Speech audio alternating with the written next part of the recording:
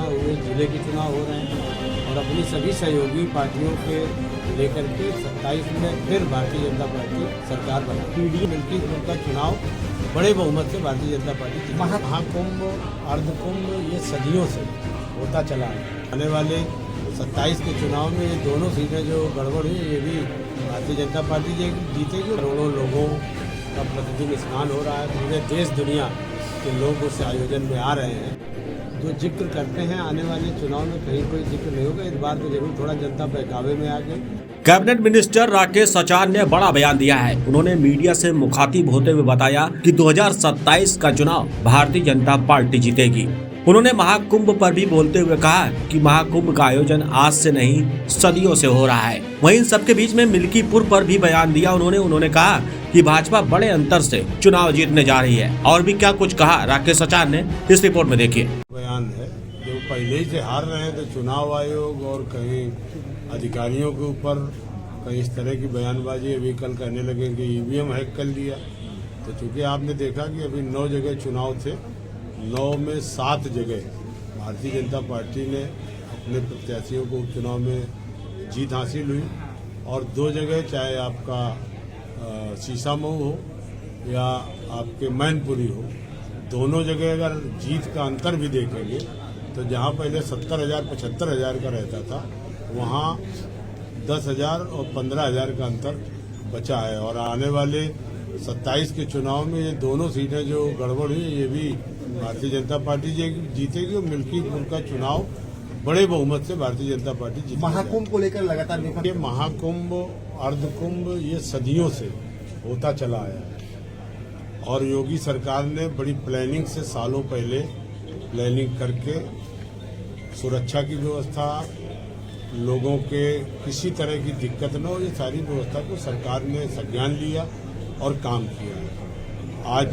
कहीं कोई शिकायत नहीं हुई। करोड़ों लोगों का प्रतिदिन स्नान हो रहा है, पूरे देश दुनिया के लोग उस आयोजन में आ रहे हैं। तो अब विपक्ष को इस पर भी बेचैनी है, चिंता है। क्यों बेचैनी? अरे बेचैनी चिंता है, उसका कारण आप समझ रहे हैं, जानते हैं। उनको चिंता है कि इतनी अच्छी व्यवस्था क्यों करके अभी इसके पहले की जब सरकार ने कराया था तो भगदड़ में कई लोग 5-6 लोग खत्म हुए थे। अब इस बार इतनी अच्छी व्यवस्था कि अभी पिछले दिनों एक लड़की धोखे से पानी में गिरी, उसके माँ बाप कूद गए और तीनों तैरना नहीं जानते थे, लेकिन तुरंत जल पुलिस ने जाकर के अंदर से तीनों को निकाल करके और उनको बचा लिया। तो चप्पे चप्पे पर सुरक्षा के भी लोग लगे हैं और पूरी शानदार व्यवस्था योगी सरकार ने।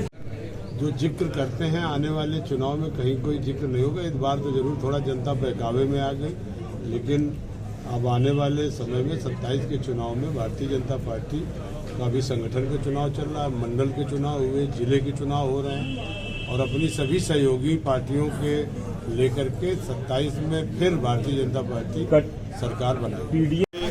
देश के ऊपर से स्तर पर ये कार्यक्रम घरौनी वितरण का, अधिकार पत्र वितरण का कार्यक्रम माननीय प्रधानमंत्री जी, माननीय हमारे जो देश के मंत्री हैं और माननीय मुख्यमंत्री जी के द्वारा ये प्रोग्राम था। उसी के तहत फतेहपुर में भी हमारे 35,000 लाभार्थियों को घरौनी वितरण का आज आयोजन किया गया, जिसमें सभी को उनके जो परंपरागत पुराने गांव के आवास थे, जिनके कहीं कोई कागज नहीं थे, एक दर्ज रहता कि आबादी में सबके मकान बने, उनके आज अधिकार पत्र को दिया गया है। जिलाधिकारी और उनकी पूरी टीम ने ये काम किया है और अभी जितने बकाए बचे हैं गांव और जितने परिवार, उनका भी शीघ्र मैपिंग करा करके ड्रोन के द्वारा और ये घरौनी के जो कागज हैं, घर के जो कागज हैं, अधिकार पत्र हैं, उनको देने का काम सरकार कर रही है। इस योजना का लाभ आपने देखा कि पूरे देशवासियों को जिस तरह से मिला है या मिलेगा आगे, कि एक